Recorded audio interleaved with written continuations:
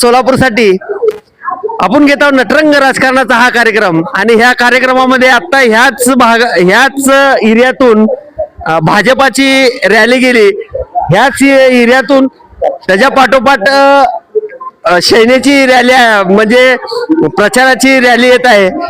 त्या उमेदवारकडे जाणार आहोत आपण, त्यांना विचारणार आहे त्यांच्या प्रभागाची रणनीती कशी असणार आहे। लय गमतीशीर राजकारण चालू झालेलं आहे 20 प्रभाग मध्ये।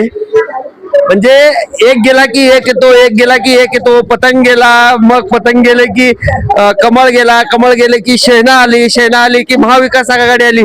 म्हणजे काय विचारायचं नाही, प्रचारामध्ये हे सगळेच तगडे झालेले आहेत। मला सांगा साहेब, येणाऱ्या निवडणुकीमध्ये प्रभाग 20 ची रणनीती कशी असणार आहे? मी बघा साहेब, येणाऱ्या निवडणुकीमध्ये मी कुणाही टीका टिप्पणी किंवा पदयात्रा, मोठे कॉर्नर सभा असं न लावता थेट नागरिकांना संपर्क साधत आहे, त्यांच्या अडीअडचणी जाणून घेत आहे। आणि आजपर्यंत जे या भागामधला विकास झालेला नाही, विकासाचा मुद्दा घेऊन मी नागरिकांसमोर जात आहे।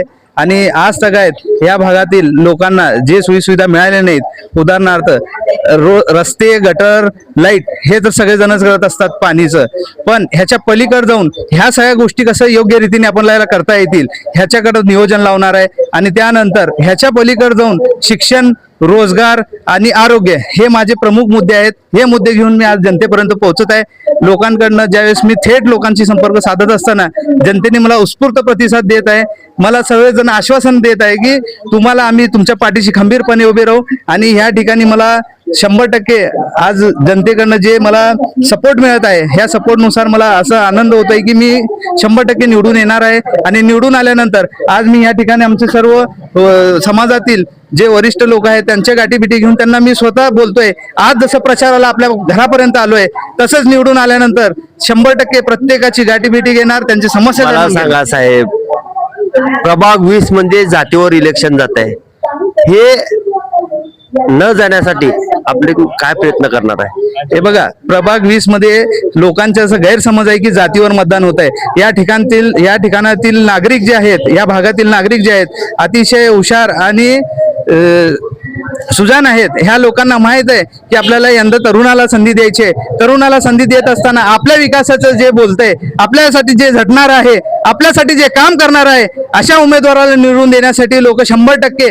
जातीवाद हे एका ठिकाणी बाजूला ठेवून 100% विकासाच्या मुद्द्यावर बोलणार आहे। मी एकमेव शिवसेनेचा उमेदवार आहे प्रभाग 20 मधनं। या प्रभागातून शिवसेनेचा झेंडा फडकवल्याशिवाय मी राहणार नाही साहेब। पतंग बी तुमच्या समोर आहे, राष्ट्रवादीचं घड्याळ आहे, कशी असणार आहे रणनीती तुमची?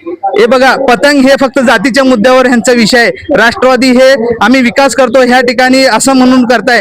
जे राष्ट्रवादीचे उमेदवार आहे याच्या आधी हे कुठल्या पक्षात होते? जे जातीवादी पक्ष आहे, जे MIM पक्ष जातीवाद करताय किंवा जातीवर बोलणार किंवा समाजाला भडकवून एका ठिकाणी मतदान एकत्र करण्याचं जे काम करताय, अशा पक्षातच हे नगरसेवक निवडून आलेले। आज राष्ट्रवादीत येऊन आम्ही किती सेक्युलर आहे, आम्ही किती समाजवादी आहे, आम्ही किती लोकांसाठी विकास करतोय हे मुद्दे घेऊन लोकांसमोर येत आहेत। पण जनता ह्यांचा खरा चेहरा ओळखलेली आहे। आज जनता ह्यांना यांची जागा 15 तारखेला मतदानाच्या मला सांगा साहेब, राष्ट्रवादीला या प्रभाग 20 मध्ये किती जागा दिले गेले?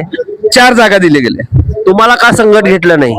आता ते कसं आहे माहित आहे का, हे लोकांनी पक्षाच्या काही वरिष्ठ लोकांना त्यांचं काय गठबंधन झालं किंवा काय त्यांचं साठलोट झालं मला माहित नाही, पण आम्हाला जसं पक्षांनी मला शब्द दिलं होतं, आज मला या ठिकाणाहून सांगायचंय, शिवसेना पक्ष हा शब्दाला पाळणारा पक्ष आहे। एकनाथ शिंदे साहेब हे शब्दाला पाळणारे आणि जागणारे। सांगा, लाडकी बहीण कोण आणली? लाडली बहीण योजना ही एकनाथ शिंदे साहेब मुख्यमंत्री असताना भाजपचे गेले, ते म्हणले की हे आम्ही आणलो, हे आमच्या मुख्यमंत्र्याने आणलंय। हे बघा, तुम्हाला मी ह्या ठिकाणाहून आव्हान करतो, ह्या लोकांना पण आव्हान करतो की या येणाऱ्या 15 तारखेला मतदानाच्या दिवशी लाडल्या बहिणींनी स्वतः कुणाला मतदान करतील आणि 16 तारखेचा रिझल्ट कळेल की यावेळेस स्त्री शक्ती काय आहे आणि लाडली बहीण कोण आणली। हे लाडली बहीण स्वतः मतदानाच्या दिवशी मतपेटीमध्ये मतं टाकून भरभरून शिवसेनेला निवडून देतील। 16 तारखेला तुम्हाला कळेल की ही लाडली बहीण कोण आणलेली आहे। खरंच 16 तारखेला कळेल लाडकी बहीण कोण आणली, हे मात्र निश्चित आहे।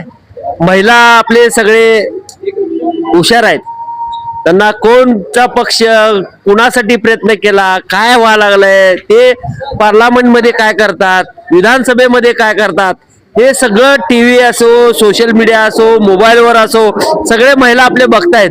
येणाऱ्या निवडणुकीमध्ये लाडकी बहीण कुणाच्या हातात राखी बांधणार हे मात्र खरं आहे. मी राहुल रणदिवेसह चंदन बोल्लू, सोलापूर न्यूज.